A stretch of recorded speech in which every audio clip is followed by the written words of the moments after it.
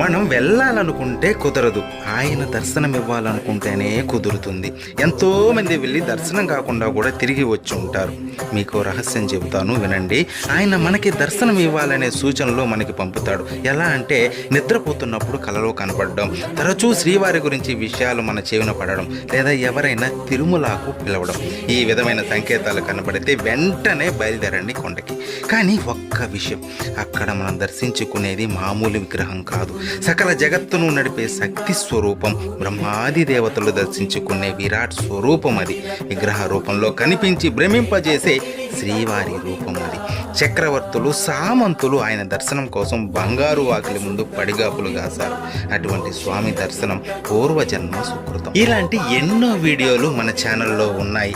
Subscribe చేసుకుని వాటన్నిటినీ వినండి. శ్రీవారి దర్శనం మీరు ఎన్నిసార్లు చేసుకున్నారో కామెంట్ చేయండి. ఓం నమో వెంకటేశాయ.